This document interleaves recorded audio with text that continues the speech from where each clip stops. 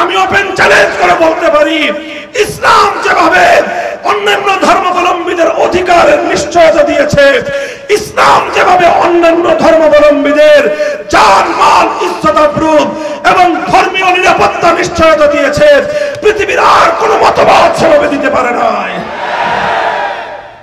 তাই এজন্য আজ 5ই আগস্টের বিপ্লব পরবর্তী বাংলাদেশে, হে আমার যুবক ভাইয়েরা, তরুণ প্রজন্ম, হে বাংলাদেশের সচেতন জনতা, এবার বাংলাদেশে 5ই আগস্টের বিপ্লব আমাদেরকে চোখে আঙুল দিয়ে দেখিয়ে দিয়েছে, যদি দেশের জনগণ প্রস্তুত হয়, জনগণের সেই প্রস্তুতির সঙ্গে যদি আমার আল্লাহর সাহায্য শামিল হয়, পৃথিবীর কোন শক্তি তাদেরকে দাবায় রাখতে পারে না। কথা বলেন ঠিক না বেঠিক? জুলাই আগস্টের বিপ্লব হয়েছে, খুব বড় কোন রাজনৈতিক দলের নেতৃত্বের প্রয়োজন হয় নাই, বড় কোন নেতার নেতৃত্বের প্রয়োজন হয় নাই। এদেশের যুব প্রজন্ম যখন, এদেশের তরুণ ছাত্র জনতা যখন ফ্যাসিবাদের বিরুদ্ধে বুকের রক্ত দিতে প্রস্তুত হয়ে গিয়েছে, তাদের রক্তের সাগরে 15 বছরের ফ্যাসিবাদী সরকার ভেসে গেছে বঙ্গোপসাগরে।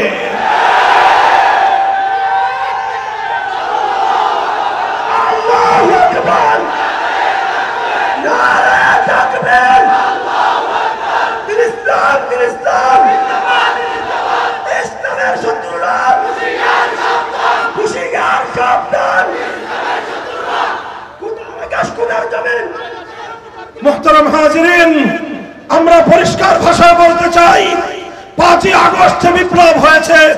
এই বিপ্লব যদিও পূর্ণাঙ্গ ইসলামী বিপ্লব ছিল না, তবে এই বিপ্লব ইসলামী বিপ্লবের পূর্বাভাস। যেমনি ভাবে সূর্য উদয়ের আগে পূর্ব দিগন্তের সুবহে সাদেকের উদয় ঘটে, আগামীর বাংলাদেশে ইসলামী বিপ্লব আসছে। 5ই আগস্টের বিপ্লব ছিল ইসলামী বিপ্লবের পূর্বাভাস।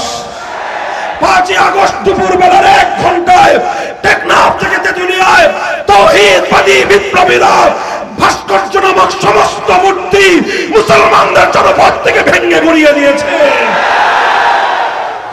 অথচ কোন হিন্দুদের প্রতিমায়, কোন হিন্দুদের মন্দিরে, কোন হিন্দুদের মূর্তির গায়ে একটা ফুলের টোকাও দেয় নাই। অর্থাৎ যদি তাওহীদের বিজয় হয়, তাওহীদের বিপ্লব হয়, সাম্প্রদায়িকতা ছাড়াই ইসলামের বিজয় হয়, ইসলামের মধ্যে অন্য সম্প্রদায়ের ধর্মীয় অধিকার খর্ব করবার কোনো সুযোগ নাই। সংগ্রামী সাথী ও বন্ধুগণ, এই সব দৃষ্টিকোণ থেকে আল্লাহর কোরআনের আলোকে, ইতিহাসের আলোকে, ভাগ বটোয়ারার হিস্সা অনুযায়ী আমি আজ বাংলাদেশে স্পষ্ট ভাষায় দাবি তুলতে চাই। প্রথম কথা হলো ধর্মনিরপেক্ষ মতবাদ নামক, অর্থাৎ রাষ্ট্র থেকে ধর্মকে বিচ্ছিন্ন করবার এই ভারতীয় এজেন্ডা মুসলমানদের বাংলাদেশে চলতে পারে না, আমরা চলতে দেব না। ভারতের পচা বস্তা পচা ধর্মনিরপেক্ষ মতবাদ দিল্লিতে পাচার করে দিতে হবে। আর এই বাংলাদেশ লাহোর প্রস্তাবের ভিত্তিতে, এই বাংলাদেশ হাজী শরীয়তুল্লাহর ইচ্ছার ভিত্তিতে, এই বাংলাদেশ তিতুমীরের শাহাদাতের রক্তের ভিত্তিতে, এই বাংলাদেশ ফকির মজনু শাহদের সংগ্রামের ভিত্তিতে আল কোরআনের শাসন অনুযায়ী পরিচালিত হতে হবে। আমরা বাংলাদেশ অনেক রঙের বাংলাদেশ দেখেছি, কথা বলেন ঠিক কিনা? প্রথমে আমরা দেখেছি সোনার বাংলাদেশ, এরপরে দেখেছি নতুন বাংলাদেশ, এরপরে শুনেছি সবুজ বাংলাদেশের কথা, এরপরে আমরা দেখেছি ডিজিটাল বাংলাদেশ। যাওয়ার আগে আমাদের বিদায়ী আপা আমাদেরকে স্মার্ট বাংলাদেশের ভেলকিও দেখায় গেছেন। সব রঙের বাংলাদেশ দেখা শেষ। হে সাতকানিয়ার তাওহীদি জনতা, আল কোরআনের অনুসারী, আল্লাহর পয়গম্বরের সচ্চা উম্মতেরা, আমরা এবার শপথ করতে চাই, এবারের বাংলাদেশ হবে ইসলামের বাংলাদেশ, আল কোরআনের বাংলাদেশ।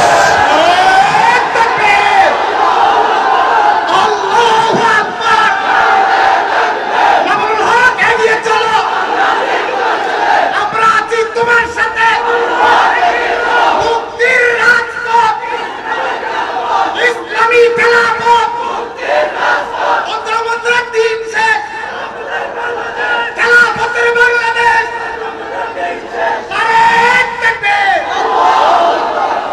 আসেন এই ইসলামের বাংলাদেশ, খেলাফতের বাংলাদেশ গড়বার জন্য প্রস্তুত আছেন তো?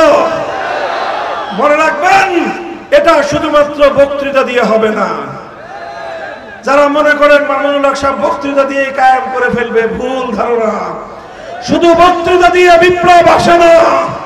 আজকের এই মুবারক মজলিসে উলামায়ে কেরামের সাথে আল্লাহর দ্বীনের কথা, কোরআনের কথা আলোচনা করবার জন্য সমবেত হওয়ার তৌফিক দিয়েছেন। রব্বে করিমের দরবারে কালিমাতুশ শুকরের হাদিয়া পেশ করি আলহামদুলিল্লাহ। আমি আপনাদের সম্মুখে পবিত্র কোরআনে কারীমের সূরাতুল হজ্জের 41 নম্বর আয়াত খানা তেলাওয়াত করেছি।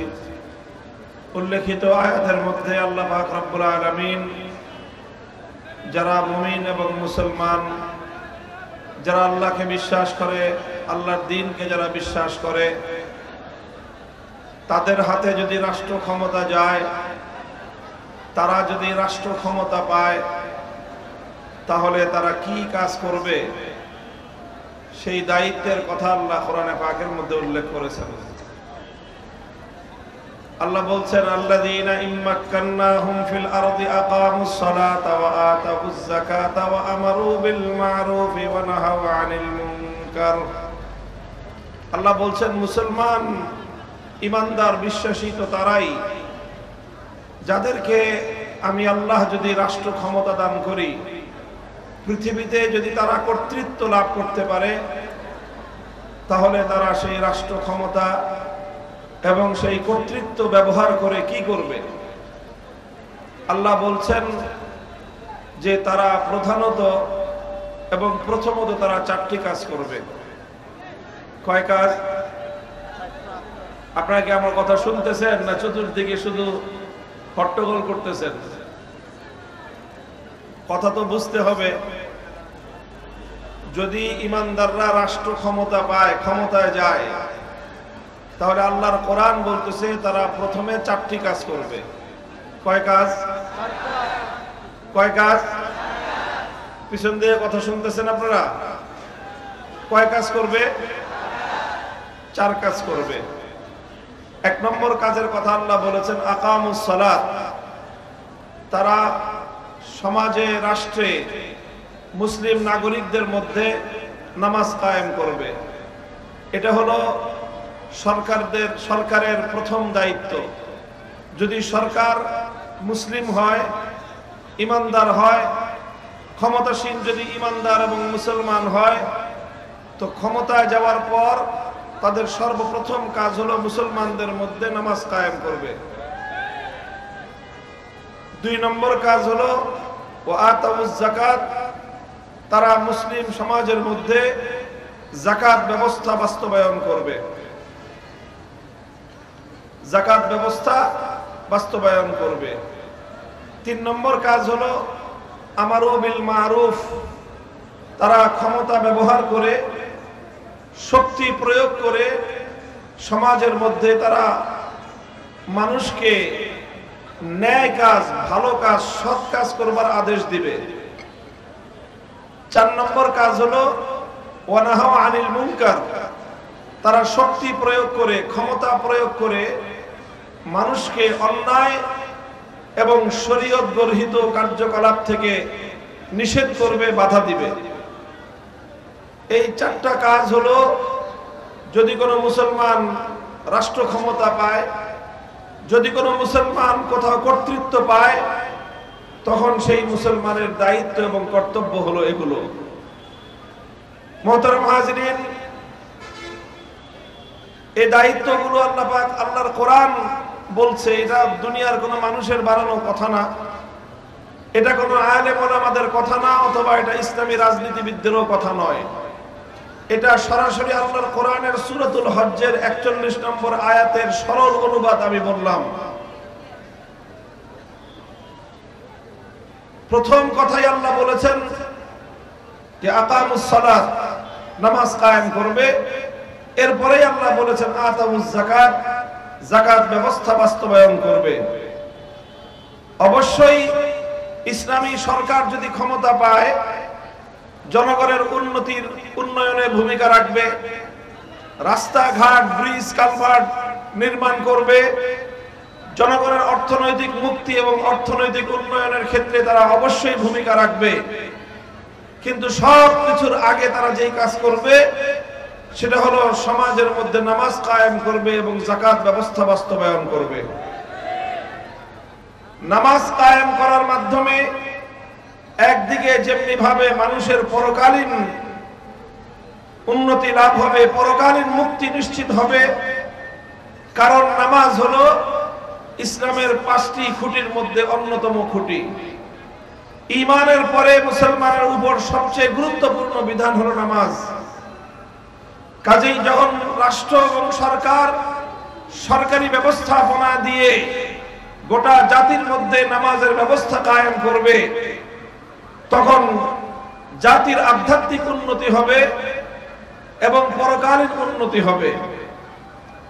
আলহামদুলিল্লাহ, এই পরকালীন উন্নতি, আখিরাতের উন্নতির মধ্য দিয়ে জনগণ এবং দেশের ইহকালীন উন্নতিও সাধন হবে। জনগণের এবং রাষ্ট্রের পার্থিব উন্নতিও সাধন হবে। কিভাবে হবে? কোরআনে কারীমের মধ্যে আল্লাহ পাক রব্বুল আলামিন নামাজের উপকারিতা বর্ণনা করতে গিয়ে আল্লাহ নিজেই বলেছেন, ইন্নাস সালাতা তানহা আনিল ফাহশাই ওয়াল মুনকার ওয়া লাযিকরুল্লাহি আকবার ওয়াল্লাহু ইয়ালামু মা তাসনাউন। আল্লাহ বলেছেন যে নিশ্চয়ই নামাজ মানুষকে অন্যায় এবং অশ্লীল কাজ থেকে বিরত রাখে, বাধা দেয়। রাষ্ট্র এবং সরকার যদি সমাজে, রাষ্ট্রে, মুসলমানদের মধ্যে নামাজ বাস্তবায়ন করে, নামাজ কায়েম করে, তাহলে রাষ্ট্রের, সরকারের কোনো মন্ত্রী বেনামাজি থাকতে পারবে না। রাষ্ট্রের কোনো গুরুত্বপূর্ণ আমলা বেনামাজি থাকতে পারবে না। রাষ্ট্রের গুরুত্বপূর্ণ মানুষ, দায়িত্বশীলরা কেউ নামাজ ছাড়া থাকতে পারবে না। গোটা রাষ্ট্রের মধ্যে, গোটা জনগণের মধ্যে যখন নামাজ ব্যাপকভাবে বাস্তবায়িত হবে, তখন যেই নামাজের যে উপকারিতা, অধিকাংশ নামাজীর মধ্যে আমরা আশা করি যে তখন তাদের মধ্যে অন্যায় এবং অশ্লীল কাজ বন্ধ হয়ে যাবে। এর মাধ্যমে জনগণের নৈতিক উন্নয়ন ঘটবে, মানুষের চরিত্রের উন্নতি ঘটবে, মানুষের ইথিক্যাল ডেভেলপমেন্ট হবে। আর এইভাবে যখন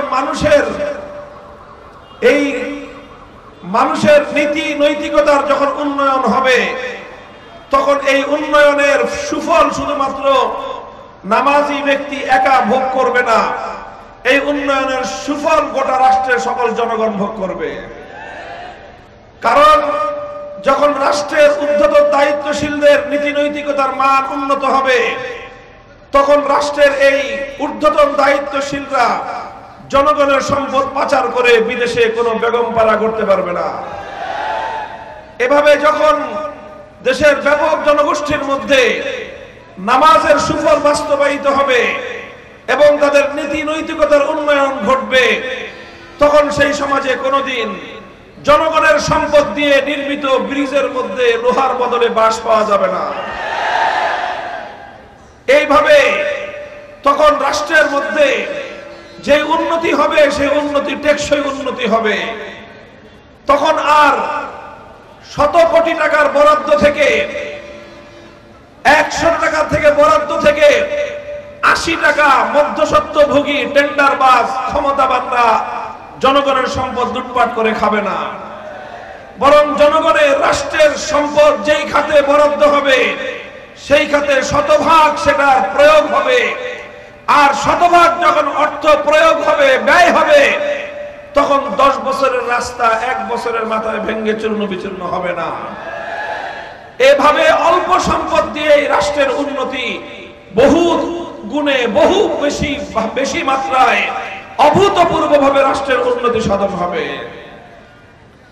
এই জন্য আল্লাহর কোরআন বলেছে, ক্ষমতা পেলে মুসলমান রাষ্ট্রের দায়িত্ব হবে, মৌলিক দায়িত্ব হবে জনগণের মধ্যে নামাজ কায়েম করা। এই নামাজ কায়েম করার মাধ্যমে একদিকে জনগণের যেরকম আধ্যাত্মিক উন্নতি হবে, পরকালের উন্নতি হবে, অপরদিকে রাষ্ট্রের যাবতীয় উন্নয়নের পিছনে এটা শক্তিশালী ভূমিকা পালন করবে। এই জন্য ইতিহাস থেকে আমরা পাই খলিফাতুল মুসলিমিন ওমর ফারুক রাদিয়াল্লাহু তাআলা আনহু, যিনি পৃথিবীর ইতিহাসের অন্যতম একজন সফল রাষ্ট্রনায়ক ছিলেন, শুধু মুসলিম জাতির মধ্যে নয় বরং জাতি ধর্ম বর্ণ নির্বিশেষে বিশ্ব ইতিহাসে যাকে একজন সফল রাষ্ট্রনায়কের স্বীকৃতি প্রদান করা হয় সেই ওমর, খলিফা ওমর, তারা কিভাবে সফলতা অর্জন করেছিলেন, তাদের শাসনকাল কেন স্বর্ণযুগে পরিণত হয়েছিল, তার যে যদি প্রকৃত কারণ আমরা খুঁজে দেখি, খলিফা ওমর রাদিয়াল্লাহু আনহুর ইতিহাস খুঁজলে একটা বর্ণনা পাওয়া যায়। খলিফাতুল মুসলিমিন ওমর ফারুক রাদিয়াল্লাহু তাআলা আনহু, তিনি তার শাসনকালে গোটা রাষ্ট্রের সকল গভর্নরদের প্রতি, সকল প্রশাসকদের প্রতি তিনি একটা রাষ্ট্রীয় সার্কুলার জারি করেছিলেন। বুখারী শরীফ সহ হাদিসের কিতাবগুলোর মধ্যে তার ভাষ্য উল্লেখ হয়েছে। খলিফা ওমর তার গভর্নরদেরকে লক্ষ্য করে বলেছিলেন, ইন্না আহাম্মা উমুরিকুম ইনদি আস-সালাহ ফামান হাফিজাহা ফাহুয়া লিমা সিওয়াহা আহফাজ ওয়া মান দাইয়াহা ফাহুয়া লিমা সিওয়াহা আদিয়া। হে আমার মুসলিম বিশ্বের গভর্নরেরা, তোমরা শুনে রাখো, আমি খলিফা ওমর বলতেছি, আমার দৃষ্টিতে তোমাদের সবচেয়ে গুরুত্বপূর্ণ কাজ, তোমাদের সবচেয়ে গুরুত্বপূর্ণ দায়িত্ব হলো মুসলিম সমাজের মধ্যে নামাজ কায়েম করা। যেই গভর্নর, যেই দায়িত্বশীল, যেই প্রশাসক সে নামাজকে সঠিকভাবে বাস্তবায়ন করবে, তার দায়িত্বপ্রাপ্ত এলাকার অন্য সকল কাজ আরো নিখুঁতভাবে পরিচালিত হবে। আর যেই গভর্নর, যেই প্রশাসক, যেই দায়িত্বশীল সে নামাজের ব্যাপারে যত্নবান হবে না, নামাজকে ধ্বংস করবে, সে গোটা প্রশাসন, গোটা রাষ্ট্র, জনগণের সকল অধিকার তার দ্বারা খর্ব হবে। মুহতারাম হাজিরিন, এটা ইতিহাসের জ্বলন্ত এক নিদর্শন আপনাদের সামনে আমি উপস্থাপন করলাম। এই জন্য আমরা বিশ্বাস করি, মুসলমানরা যদি তাদের রাষ্ট্র ব্যবস্থার মধ্যে, রাষ্ট্রীয় ব্যবস্থাপনায়, সরকারি উদ্যোগে সমাজের মধ্যে নামাজ কায়েম করার উদ্যোগ গ্রহণ করে, গোটা জাতির নৈতিকতার উন্নয়ন হবে, আধ্যাত্মিকতার উন্নয়ন হবে। সে জাতি আর কোনোদিন দুর্নীতিগ্রস্ত হতে পারে না। দুর্নীতি শুধু মন্ত্রীরা করে না, দুর্নীতি শুধু আমলারা করে না। বর্তমান প্রচলিত রাজনৈতিক ব্যবস্থায়, বর্তমান প্রচলিত সমাজ ব্যবস্থায়, বর্তমান প্রচলিত শাসন ব্যবস্থায় টপ টু বটম, মাথা থেকে পা পর্যন্ত সর্বস্তরে দুর্নীতিতে ছেয়ে গেছে। ছোট্ট একটা কথা বুঝাই, লক্ষ্য করে দেখবেন, বর্তমান যে প্রচলিত রাজনৈতিক বন্দোবস্তের মধ্য দিয়ে আমরা পরিচালিত হচ্ছি, এই রাজনীতিতে যারা নেতৃত্ব দেয়, যারা রাজনীতি করে সমাজে, লক্ষ্য করে দেখবেন প্রত্যেকটা রাজনৈতিক নেতা, চাই সে জেলা পর্যায়ের হোক, থানা পর্যায়ের হোক, উপজেলা পর্যায়ের হোক, এমনকি ইউনিয়ন এবং ওয়ার্ড পর্যায়ের হোক, প্রত্যেকজন নেতাকে কিছু ছেলে পেলে পালতে হয়। বলেন, এমন কোন নেতা আছে যে ছেলে পেলে পালে না? আমরা এই সমাজে বসবাস করি, আমরা এই সমাজের বর্তমান প্রজন্মের লোক, এবং সবকিছু আমরা দেখি, আমাদেরকে ভুগি সুগি বুঝে দেওয়া এত সহজ না। এই সমাজে প্রত্যেকটা এলাকায় আছে এরকম প্রচুর পরিমাণ যুবক, কর্মঠ, উদ্যমী, সাহসী, সুস্থ সবল যুবক। তার কোনো প্রফেশন নাই, কোনো চাকরি করে না, কোনো ব্যবসা করে না, তার কোনো প্রফেশন এবং তার কর্মজীবন বলতে কিছুই নাই, তার কোনো পেশা নাই। যদি জিজ্ঞাসা করে কি করো, ভাইয়ের সাথে থাকি। বলেন, এই সকল যুবকদের তার প্রফেশন কি? ভাইয়ের সাথে থাকা। তো ভাইয়ের সাথে থাকো, তোর সংসার চলে কিভাবে? ভাই চালায়। সংসার চলে কিভাবে? ভাই চালায়। খরচ চলে কিভাবে? ভাই চালায়। তার সকল দায় দায়িত্ব তার ভাই বহন করে। প্রশ্ন হলো, এই ভাই এত টাকা পায় কোথায়? এখানে এই সরিষার মধ্যে ভূত রয়েছে, এই সরিষার ভূত যতদিন না তাড়াবেন এই সমাজ সংশোধন হবে না। আমাদেরকে বলেন, ক্ষিপ্ত হয় যে হুজুররা রাজনীতি নিয়ে কথা বলেন কেন? আমরা রাজনীতি নিয়ে কেন কথা বলি? কারণ রাজনীতির সরিষার মধ্যে ভূত রয়েছে। এই ভূত তাড়ানো ছাড়া আমি যতই সংশোধন করি না কেন, আমি যতই ওয়াজ করি না কেন, দুই চারজন বিচ্ছিন্ন মানুষের সংশোধন হতে পারে, সমাজ এবং রাষ্ট্রের সংশোধন সম্ভব নয়। কূপের মধ্যে ইন্দুর মরছে, ইন্দুরকে যদি কূপের মধ্যে রেখে বালতির পর বালতি পানি ফেলান, এই কূপ কোনোদিন পাক হবে? আগে সর্বপ্রথম মরা ইন্দুর ফেলতে হবে, তারপরে 20 বালতি পানি উঠালে কূপ পাক হয়ে যাবে। এই যে এইভাবে আমাদের সমাজ ব্যবস্থায় প্রচলিত পশ্চিমা জাহিলিয়াতের বুর্জোয়া রাজনীতি, পুঁজিবাদী রাজনীতি আমার সমাজের এরকম কর্মঠ তাগড়া তাগড়া যুবকদের মধ্যে বিরাট একটা অংশকে তারা এই সকল রাজনৈতিক নেতাদের লাঠিয়াল বাহিনী হিসেবে ব্যবহার করা হয়। এইভাবে এক একজন রাজনৈতিক নেতা যতদিন ক্ষমতার বাইরে থাকে তার এই গুন্ডা বাহিনী, লাঠিয়াল বাহিনী পালতে থাকে। কিসের আশায়? আশা একটাই, যদি কোনোদিন ক্ষমতায় যেতে পারি, 5 বছরে 17 বছরের যত ইনভেস্ট সুদে আসলে আসল উসুল করে নিব। কোত্থেকে সে উসুল করবে? উসুল করবে জনগণের সম্পদ থেকে, উসুল করবে রাষ্ট্রীয় সম্পদ থেকে, উসুল করবে রাষ্ট্রের টেন্ডার থেকে। জনগণের সম্পদ চুরি করে এক শ্রেণীর রাজনীতিবিদরা আঙ্গুল ফুটে কলা গাছ হয়। মুহতারাম হাজিরিন, এই জন্য ইসলাম সর্বপ্রথম বলেছে ওই নেতার চরিত্র ঠিক করো, নেতার লাঠিয়াল বাহিনীর চরিত্র ঠিক করো। এইভাবে যখন প্রত্যেকটা মানুষ নীতি নৈতিকতার মানদণ্ডে উত্তীর্ণ হবে, তখন অর্থনীতির অনেক বেশি প্রোডাকশন, অনেক উপার্জন না হলেও স্বল্প সম্পদ দিয়ে জাতীয় উন্নয়ন অভূতপূর্বভাবে অগ্রগতি সাধিত হওয়া সম্ভব। মুহতারাম হাজিরিন, এটা আমার আলোচনার মূল সাবজেক্ট নয়, আমি শুধু এতটুকু বোঝানোর চেষ্টা করলাম। আল্লাহ পাক রব্বুল আলামিন যে বলেছেন ইমানদাররা ক্ষমতা পেলে প্রথম কাজ হবে নামাজ কায়েম করা। কেন আল্লাহ পাক নামাজকে সর্বপ্রথম দায়িত্ব হিসেবে উল্লেখ করলেন? কারণ যেই সমাজে নামাজ কায়েম হয় সেই সমাজে দুর্নীতিবাজ তৈরি হয় না। যেই সমাজে নামাজ কায়েম হয় সেই সমাজে ব্যাপকভাবে জনগণের সম্পদ লুণ্ঠন হয় না। যেই সমাজে নামাজ কায়েম হয় সেই সব বুঝতেছেন? হাত তুলেন দেখি। মাশাআল্লাহ, হাত নামান। এবার হাত বুঝে শুনে একটা প্রশ্নের জবাব দিবেন। লক্ষ্য করেন, স্লোগান বন্ধ করেন, লক্ষ্য করে বুঝেন। আমি একটা প্রশ্ন করছি, প্রশ্নের জবাব দিন আপনারা। নামাজ ইসলামের 5 স্তম্ভের অন্যতম একটা, ঠিক কিনা? যাকাত ইসলামের 5 স্তম্ভের আরেকটা, কথা ঠিক কিনা? নামাজ এবং যাকাত ইসলামের সবচেয়ে গুরুত্বপূর্ণ বিধানগুলোর মধ্যে অন্যতম, কথা ঠিক? তাহলে আল্লাহর কোরআন বলতেছে, কোরআনে কারীমের সূরাতুল হজ্জের 41 নম্বর আয়াত বলতেছে, মুসলমানরা যদি রাষ্ট্র ক্ষমতা পায়, মুসলমানরা যদি ক্ষমতাসীন হতে পারে, তাহলে তারা নামাজ কায়েম করবে, যাকাত বাস্তবায়ন করবে। কোরআনের এই আয়াতের দ্বারা বোঝা যায় কি ইসলাম কি বলে? রাষ্ট্র ক্ষমতার সাথে ইসলামের সম্পর্ক আছে না নাই? জোরে বলেন, আছে না নাই? নামাজ কায়েম করা এটা ধর্মের কাজ কিনা? যাকাত বাস্তবায়ন করা ইসলামের কাজ কিনা? জোরে বলেন, ইসলামের কাজ কিনা? নামাজ কায়েম করা, যাকাত বাস্তবায়ন করা এটা ইসলামের সবচেয়ে গুরুত্বপূর্ণ কাজ। আল্লাহর কোরআন বলতেছে মুসলমানরা ক্ষমতা পেলে, মুসলমানরা রাষ্ট্রীয় ক্ষমতা পেলে, তারা ক্ষমতাসীন হলে নামাজ কায়েম করবে, যাকাত বাস্তবায়ন করবে।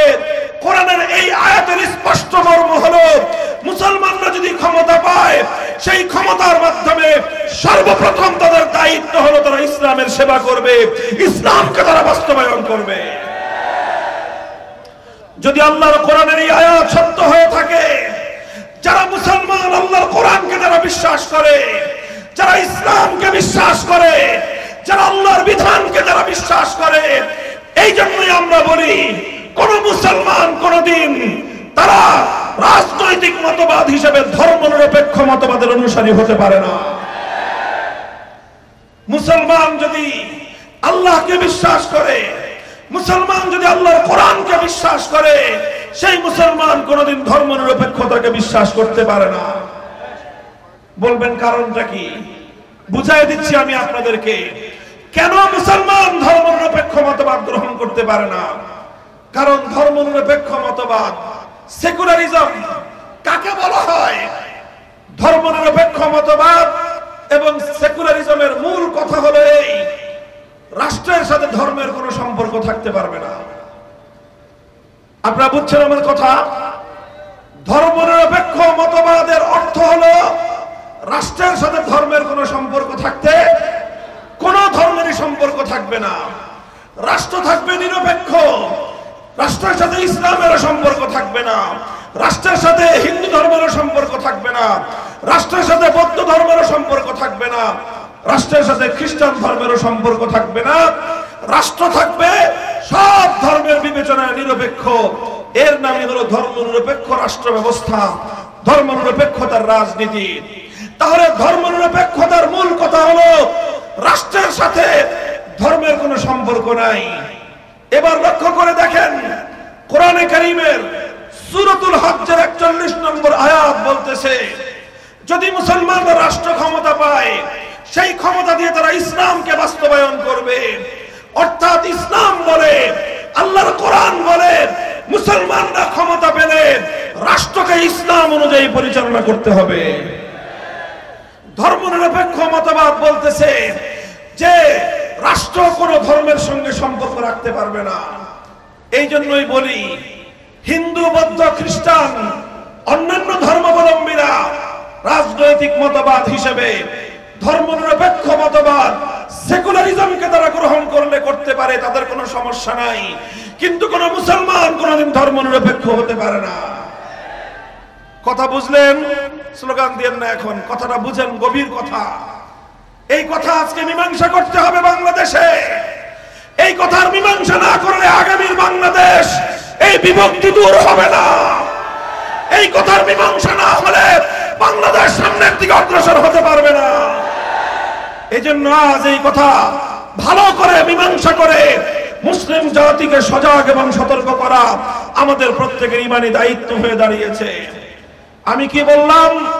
হিন্দু, বৌদ্ধ, খ্রিস্টান ধর্মনিরপেক্ষ মতবাদ অনুসরণ করতে কোনো সমস্যা নাই, কিন্তু কোন মুসলমান ধর্মনিরপেক্ষ মতবাদ অনুসরণ করতে পারে না। প্রশ্ন করতে পারেন, হিন্দু, বৌদ্ধ, খ্রিস্টান পারলে মুসলমান কেন পারবে না? এই হলো প্রশ্ন। এই প্রশ্নের স্পষ্ট জবাব বুঝেন। আবার বলছি, ধর্মনিরপেক্ষ মতবাদ কাকে বলা হয়? ধর্মনিরপেক্ষ মতবাদের অর্থ হলো রাষ্ট্রের সাথে ধর্মের কোনো সম্পর্ক থাকতে পারবে না। এই মতবাদ যদি মানে একজন হিন্দু, তাহলে সেই হিন্দুর ধর্মীয় দৃষ্টিকোণ থেকে কোনো সমস্যা নাই। এই মতবাদ যদি একজন বৌদ্ধ বা খ্রিস্টান গ্রহণ করে, তাহলে তাদের ধর্মের দিক থেকে কোনো সমস্যা নাই। কেন সমস্যা নাই? কারণ হিন্দু ধর্মাবলম্বীকে তার ধর্ম এই কথা বলে না। এই কথা বলে না যে তোমার রাষ্ট্রটাকে হিন্দু ধর্ম অনুযায়ী চালাতে হবে। বৌদ্ধ বা ইহুদি খ্রিস্টান ধর্মের মধ্যে এমন কোন বিধান নাই যে রাষ্ট্রকে ধর্ম অনুযায়ী চালাতে হবে। সুতরাং একজন মানুষ একই সময়ে ধর্মনিরপেক্ষ মতবাদ অনুসরণ করতে পারে, আবার হিন্দুও থাকতে পারে। একজন মানুষ এট এ টাইম সে বৌদ্ধও থাকতে পারে, খ্রিস্টানও থাকতে পারে, আবার সে ধর্মনিরপেক্ষ মতবাদ অনুসরণ করতে পারে। কিভাবে পারে? সে তার ধর্মকে রাষ্ট্র থেকে আলাদা রাখবে, সে ধর্মনিরপেক্ষ হয়ে গেল।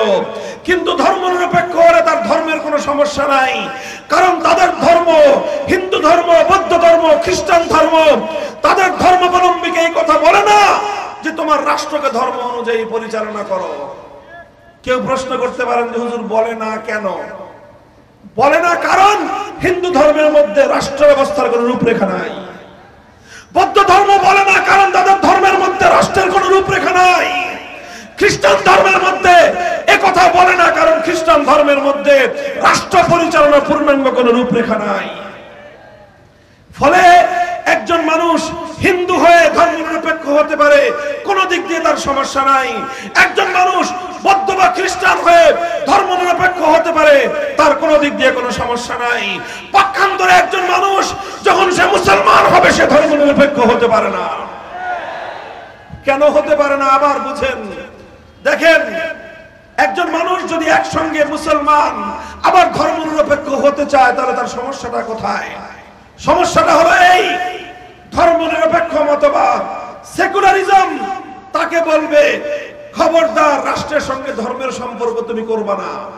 ইসলাম বলবে খবরদার তোমার রাষ্ট্রকে ধর্ম থেকে তুমি বাইরে নিবা না। কাজেই একজন মানুষ একসঙ্গে ইসলাম এবং ধর্মনিরপেক্ষ মতবাদের এই আদেশ সে মানতে পারবে না। তাকে যে কোনো একটা মানতে হবে, আরেকটা ছাড়তে হবে। সে যদি ধর্মনিরপেক্ষ মতবাদ মানে তাহলে তার রাষ্ট্রকে ধর্ম থেকে আলাদা রাখতে হবে, আল্লাহর কোরআনের বিধানকে তাকে ত্যাগ করতে হবে, ইসলামের বিধান ছাড়তে হবে, আল্লাহর বিধান তাকে ছাড়তে হবে। আর যদি সে ইসলাম মানতে চায়, আল্লাহর কোরআনকে মানতে চায়, কোরআনে কারীমের সূরাতুল হজকে যদি বিশ্বাস করতে চায়, আল্লাহর বিধান মেনে সূরাতুল হজ্জের 41 নম্বর আয়াতের উপর যদি সে আমল করতে চায়, তাহলে তাকে অবশ্যই রাষ্ট্রকে ইসলাম অনুযায়ী চালাতে হবে, রাষ্ট্রকে ধর্মের আন্ডারে পরিচালনা করতে হবে।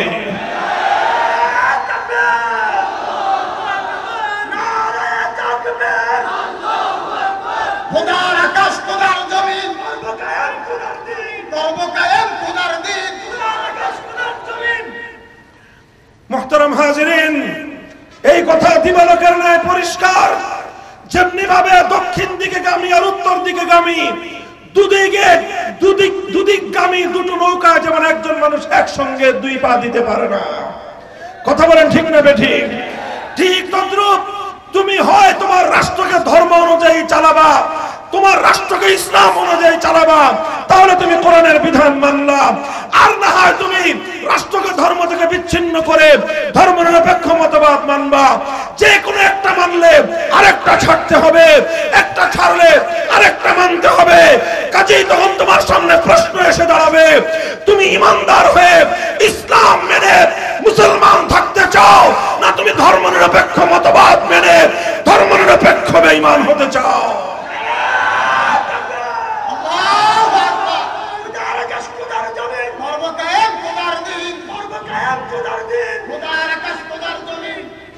মুহতারাম হাজিরিন, আপনারা কেউ বলতে পারেন, হুজুর আপনি বলতেছেন একজন মুসলমান একই সঙ্গে ধর্মনিরপেক্ষ এবং মুসলমান থাকতে পারে না, অথচ আওয়ামী লীগের লোকজন তো থাকলো, এরা একই সঙ্গে ধর্মনিরপেক্ষ আবার মুসলমানও থাকলো। ভাই, এটা থাকলো কিভাবে জানেন? এটা থাকলো হলো, এই কথা পরিষ্কার, যারা একই সঙ্গে নিজেদেরকে মুসলমান বলে দাবি করে, আবার একই সঙ্গে মতবাদ হিসেবে ধর্মনিরপেক্ষ মতবাদের অনুসারী বলে যারা নিজেদেরকে পরিচয় দেয়, তাদের অবস্থা দুই অবস্থার যে কোনো এক অবস্থা। হয় তারা ধর্মনিরপেক্ষ মতবাদ এবং ইসলাম উভয়টাকে বুঝে শুনে এই কথা বলে। যদি বুঝে শুনে এই কথা বলে কেউ, ধর্মনিরপেক্ষ মতবাদকে যদি কেউ বুঝে শুনে গ্রহণ করে থাকে, স্পষ্ট কথা পরিষ্কার চ্যালেঞ্জ করে বলতে পারি, সে একটা কাট্টা বেঈমান এবং কাফের।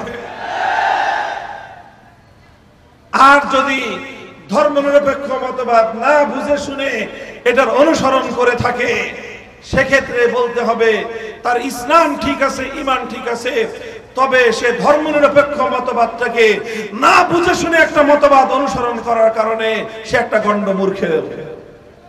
হয় যারা মুসলমান হয়ে রাষ্ট্র ব্যবস্থা ধর্মনিরপেক্ষ মতবাদের অনুসারী, তারা হয় বেঈমান না হয় গণ্ডমূর্খের দল।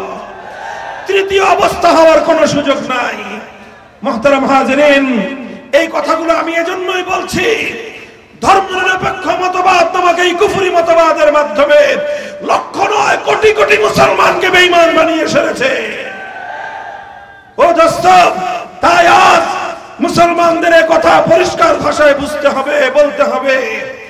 আমি আমার ব্যক্তিগত কোরআন হাদিসের অ্যানালাইসিস অনুযায়ী আমি দেখেছি এই সমাজের মধ্যে নানা রকম অন্যায় অপকর্ম আছে সমাজে। সমস্ত অন্যায় অপকর্মের দ্বারা মানুষের আমল নষ্ট হয়। একজন মানুষ মাদক সেবন করে, আমল নষ্ট হয়। একজন মানুষ চুরি করে, ডাকাতি করে, দুর্নীতি করে, এটার দ্বারা তার আমল নষ্ট হয়। কিন্তু প্রচলিত পশ্চিমা ধর্মনিরপেক্ষ মতবাদের রাজনীতির দ্বারা একজন মানুষের ঈমান নষ্ট হয়। এই জন্য একজন মানুষের আমলকে পরিশুদ্ধ করবার চেয়েও ঈমানকে পরিশুদ্ধ করা অনেক ঐতিহাসিক দায়িত্ব এবং কর্তব্য। কাজে ইসলামের দৃষ্টিতে, আল্লাহর কোরআনের দৃষ্টিতে, কোরআনে কারীমের সূরাতুল হজ্জের 41 নম্বর আয়াতের ব্যাখ্যায় দায়িত্বহীন ভাষায় কথা বলা যায়, মুসলমান কোনদিন ধর্মনিরপেক্ষ হতে পারে না, মুসলমান কোনদিন সেকুলার হতে পারে না। ঐতিহাসিক ভাবেও এটা তো বললাম আমি কোরআনের আলোকে, ইসলামের দৃষ্টিকোণ থেকে মুসলমানদের দেশে কোনদিন ধর্মনিরপেক্ষ মতবাদ চলতে পারে না। ঠিক ঐতিহাসিক ভাবেও মুসলমানদের এই দেশ, এই শাহজালাল, শাহ মাকদুম, খান জাহান আলীদের এই দেশে কোনদিন ধর্মনিরপেক্ষ মতবাদ চলতে পারে না, ঐতিহাসিক ভাবেই পারে না। বলবেন কোন ইতিহাসের রেফারেন্স আপনি দিচ্ছেন? আমি ইতিহাসের রেফারেন্স দিচ্ছি। আমরা জানি 190 বছর পর্যন্ত ব্রিটিশের আধিপত্যবাদের বিরুদ্ধে সংগ্রাম করে আমাদের এই দেশটা স্বাধীন হয়েছিল। 1947 সালে যখন দেশটা স্বাধীন হয়, তখন মুসলমান এবং হিন্দুদের মধ্যে একটা দ্বন্দ্ব দেখা দিয়েছিল, একটা মতপার্থক্য দেখা দিয়েছিল। সেই মতপার্থক্য হলো এই দেশটা চলবে কিভাবে। তখন সংখ্যাগরিষ্ঠ মুসলমান বলেছিল, আমরা এমন একটা ভূখণ্ড চাই যেই ভূখণ্ডে আর কিছু হোক বা না হোক, সেই ভূখণ্ড অনেক বড় না হতে পারে, সেই দেশ, সেই ভূখণ্ড অর্থনৈতিকভাবে অনেক সমৃদ্ধ না হতে পারে, সেই ভূখণ্ড সামরিকভাবে অনেক শক্তিশালী না হতে পারে, কিন্তু মুসলমানদের সেই ভূখণ্ডে আর কিছু না থাকলেও সেই ভূখণ্ডে আইন চলবে, আল্লাহর আইন। সেই ভূখণ্ডের সংবিধান হবে আল্লাহর কোরআনের সংবিধান। হিন্দুরা বলেছিল না, আমরা এমন একটা দেশ চাই যে দেশটা ধর্মনিরপেক্ষ মতবাদ অনুযায়ী পরিচালিত হবে। শেষ পর্যন্ত 47 সালে দেশ ভাগাভাগি হয়েছে। বৃহৎ ভাগ 16 আনার মধ্যে 12 আনা নিয়েছে হিন্দুরা, 4 আনা দিয়েছিল মুসলমানদেরকে। ভাগাভাগির সময় মুসলমানদের সঙ্গে বঞ্চনা করা হয়েছে, মুসলমানদের সঙ্গে বৈষম্যমূলক আচরণ করা হয়েছে, মুসলমানদেরকে তাদের ন্যায্য এবং প্রাপ্য অধিকার থেকে বঞ্চিত করা হয়েছে। আমরা মুসলমান, আমাদের পূর্বপুরুষরা সব বৈষম্য মেনে নিয়েছিল, সমস্ত বঞ্চনা মেনে নিয়েছিল, শুধু একটা স্বপ্ন নিয়ে, শুধু একটা তামান্না নিয়ে, শুধু একটা আকাঙ্ক্ষা নিয়ে।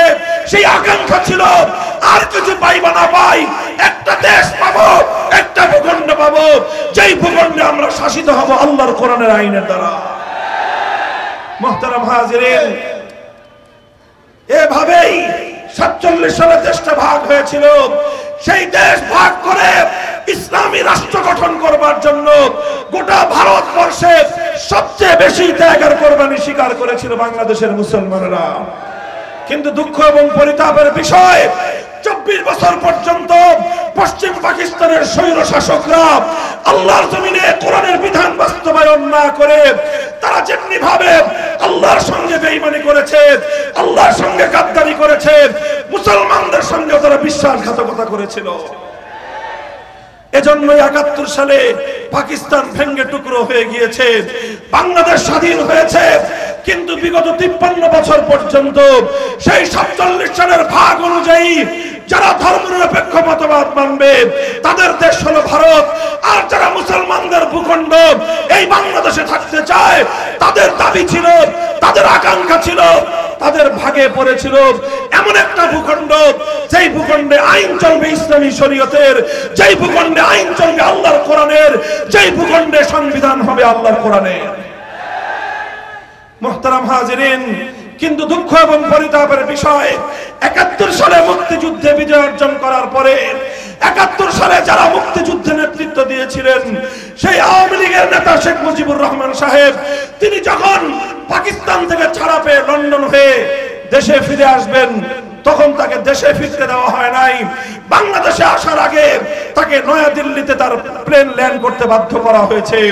ভারতের নয়াদিল্লি থেকে তৎকালীন ভারতের প্রধানমন্ত্রী শ্রীমতী ইন্দিরা গান্ধী শেখ মুজিবুর রহমান সাহেবের কাছে একটা চিরকুট লিখে প্রেসক্রিপশন লিখে দিয়েছিলেন আর বলেছিলেন তোমার দেশের সংবিধান হবে এমন একটা সংবিধান যেই সংবিধানের মূলনীতিগুলি হবে সব ভারতীয় সংবিধানের মূলনীতি। এইভাবে ৭১ সালে মুক্তিযুদ্ধে বিজয় অর্জন করার পরে ৭২ সালে সংবিধান রচনার মধ্য দিয়ে এই স্বাধীন মুসলমানদের ভূখণ্ডকে ভারত মাতার চরণ তলে বলিদান ৫৩ বছর পর্যন্ত বাংলাদেশের মুসলমানদের সাথে বিশ্বাসঘাতকতা করা হয়েছে, বেঈমানি করা হয়েছে, তাদেরকে আল্লাহর কোরআনের শাসন থেকে বঞ্চিত করা হয়েছে, তাদেরকে ইসলামী আইন থেকে বঞ্চিত করা হয়েছে। আমরা ২০২৪-এর জুলাই আগস্টের বিপ্লবের পর এখন আমরা বলতে চাই আমরা অনেক কিছু দেখেছি, আমরা আর ভারতীয় আধিপত্যবাদ দেখতে চাই না। আমরা মুসলমানদের মাটিতে ভারতীয় আধিপত্যবাদের ধর্মনিরপেক্ষ মতবাদের সংবিধান দেখতে চাই না। আমরা এমন একটা বাংলাদেশ দেখতে চাই যেই বাংলাদেশের জন্য 1947 সালে শেরে বাংলা একে ফজলুল হক ঐতিহাসিক লাহোরে প্রস্তাব দিয়েছিলেন, যেই প্রস্তাব অনুযায়ী মুসলমানদের স্বাধীন ভূখণ্ড বাংলাদেশে আল্লাহর কোরআনের শাসন জারি হওয়ার কথা। দোস্ত, যদি আজ আমরা আল্লাহর কোরআনের শাসনের দিকে ফিরে যেতে পারি, যদি ইসলামী শাসন কায়েম করতে পারি, যদি আমরা আল্লাহর কোরআনের সূরাতুল হজ্জের এই আয়াতের বিধানগুলো বাস্তবায়ন করতে পারি, একদিকে যেমনি ভাবে মুসলমানদের শত বছরের হাজার বছরের তামান্না পূর্ণ হবে, অপরদিকে হিন্দু বৌদ্ধ খ্রিস্টান সহ প্রতিটি জাতি যার যার প্রাপ্য অধিকার ফিরে পাবে। আমি ওপেন চ্যালেঞ্জ করে বলতে পারি, ইসলাম যেভাবে অন্যান্য ধর্মাবলম্বীদের অধিকারের নিশ্চয়তা দিয়েছে, ইসলাম যেভাবে অন্যান্য ধর্মাবলম্বীদের জান মাল ইজ্জত আবরু এবং ধর্মীয় নিরাপত্তা নিশ্চয়তা দিয়েছে, পৃথিবীর আর কোনো মতবাদ সেভাবে দিতে পারে নাই। তাই এজন্য আজ ৫ই আগস্টের বিপ্লব পরবর্তী বাংলাদেশে হে আমার যুবক ভাইয়েরা, তরুণ প্রজন্ম, হে বাংলাদেশের সচেতন জনতা, এবার বাংলাদেশে ৫ই আগস্টের বিপ্লব আমাদেরকে চোখে আঙুল দিয়ে দেখিয়ে দিয়েছে, যদি দেশের জনগণ প্রস্তুত হয়, জনগণের সেই প্রস্তুতির সঙ্গে যদি আমার আল্লাহর সাহায্য শামিল হয়, পৃথিবীর কোন শক্তি তাদেরকে দাবায় রাখতে পারে না। কথা বলেন ঠিক না বেঠিক? জুলাই আগস্টের বিপ্লব হয়েছে, খুব বড় কোন রাজনৈতিক দলের নেতৃত্বের প্রয়োজন হয় নাই, বড় কোন নেতার নেতৃত্বের প্রয়োজন হয় নাই। এদেশের যুব প্রজন্ম যখন, এদেশের তরুণ ছাত্র জনতা যখন ফ্যাসিবাদের বিরুদ্ধে বুকের রক্ত দিতে প্রস্তুত হয়ে গিয়েছে, তাদের রক্তের সাগরে 15 বছরের ফ্যাসিবাদী সরকার ভেসে গেছে বঙ্গোপসাগরে।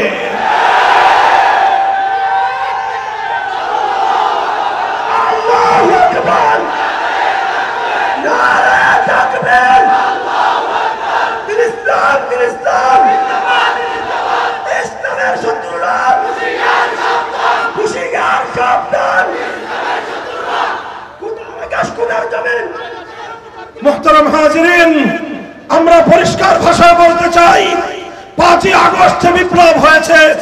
এই বিপ্লব যদিও পূর্ণাঙ্গ ইসলামী বিপ্লব ছিল না, তবে এই বিপ্লব ইসলামী বিপ্লবের পূর্বাভাস। যেমনি ভাবে সূর্য উদয়ের আগে পূর্ব দিগন্তের সুবহে সাদেকের উদয় ঘটে, আগামীর বাংলাদেশে ইসলামী বিপ্লব আসছে। ৫ই আগস্টের বিপ্লব ছিল ইসলামী বিপ্লবের পূর্বাভাস। ৫ই আগস্ট দুপুর বেলার ১ ঘন্টায় টেকনাফ থেকে তেতুলিয়ায় তাওহীদবাদী বিপ্লবীরা ভাস্কর্য নামক সমস্ত মূর্তি মুসলমানদের জনপদ থেকে ভেঙে গুড়িয়ে দিয়েছে। অথচ কোন হিন্দুদের প্রতিমায়, কোন হিন্দুদের মন্দিরে, কোন হিন্দুদের মূর্তির গায়ে একটা ফুলের টোকাও দেয় নাই। অর্থাৎ যদি তাওহীদের বিজয় হয়, তাওহীদের বিপ্লব হয়, সাম্প্রদায়িকতা ছাড়াই ইসলামের বিজয় হয়, ইসলামের মধ্যে অন্য সম্প্রদায়ের ধর্মীয় অধিকার খর্ব করবার কোনো সুযোগ নাই। সংগ্রামী সাথী ও বন্ধুগণ, এই সব দৃষ্টিকোণ থেকে আল্লাহর কোরআনের আলোকে, ইতিহাসের আলোকে ভাগ বাটোয়ারার হিস্সা অনুযায়ী আমি আজ বাংলাদেশে স্পষ্ট ভাষায় দাবি তুলতে চাই, প্রথম কথা হবে ধর্মনিরপেক্ষ মতবাদ নামক, অর্থাৎ রাষ্ট্র থেকে ধর্মকে বিচ্ছিন্ন করবার এই ভারতীয় এজেন্ডা মুসলমানদের বাংলাদেশে চলতে পারে না, আমরা চলতে দেব না। ভারতের পচা বস্তা পচা ধর্মনিরপেক্ষ মতবাদ দিল্লিতে পাচার করে দিতে হবে। আর এই বাংলাদেশ লাহোর প্রস্তাবের ভিত্তিতে, এই বাংলাদেশ হাজী শরীয়তুল্লাহর ইচ্ছার ভিত্তিতে, এই বাংলাদেশ তিতুমীরের শাহাদাতের রক্তের ভিত্তিতে, এই বাংলাদেশ ফকির মজনু শাহদের সংগ্রামের ভিত্তিতে আল কোরআনের শাসন অনুযায়ী পরিচালিত হতে হবে। আমরা বাংলাদেশ অনেক রঙের বাংলাদেশ দেখেছি, কথা বলেন ঠিক কিনা? প্রথমে আমরা দেখেছি সোনার বাংলাদেশ, এরপরে দেখেছি নতুন বাংলাদেশ, এরপরে শুনেছি সবুজ বাংলাদেশের কথা, এরপরে আমরা দেখেছি ডিজিটাল বাংলাদেশ। যাওয়ার আগে আমাদের বিদায়ী আপা আমাদেরকে স্মার্ট বাংলাদেশের ভেলকিও দেখায় গেছেন। সব রঙের বাংলাদেশ দেখা শেষ। হে সাতকানিয়ার তাওহীদি জনতা, আল কোরআনের অনুসারী, আল্লাহর পয়গম্বরের সচ্চা উম্মতেরা, আমরা এবার শপথ করতে চাই, এবারের বাংলাদেশ হবে ইসলামের বাংলাদেশ, আল কোরআনের বাংলাদেশ।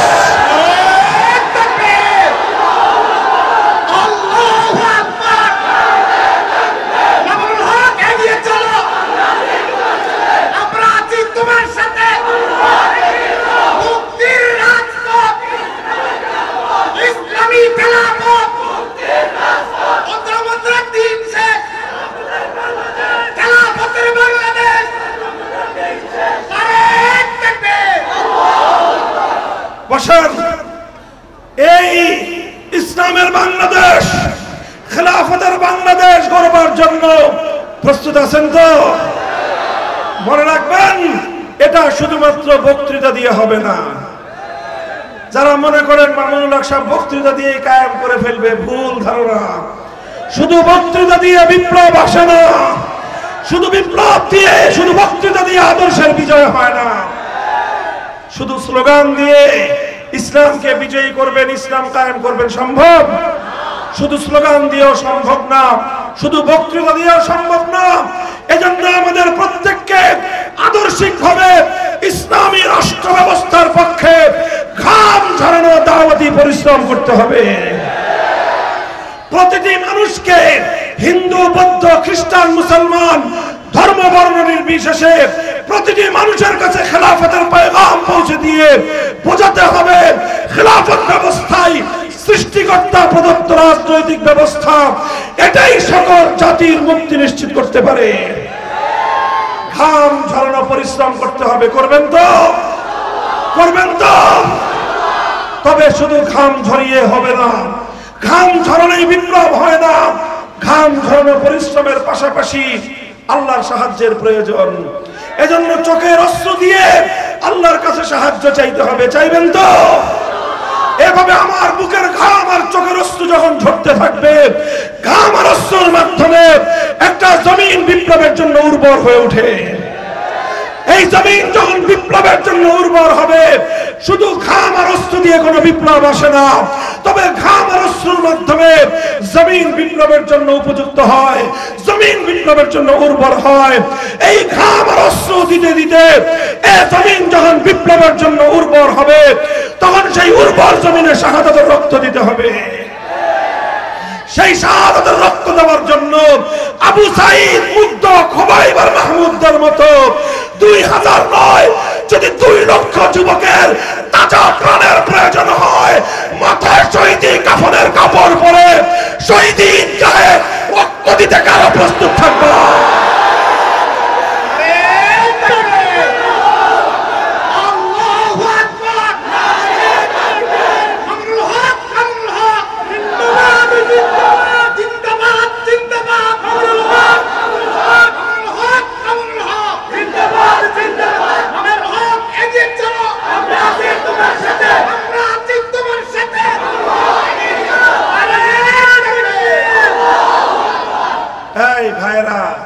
এগুলো কি শুধু কথার কথা, শুধু কানের মজার, মুখের মজার জন্য কথা?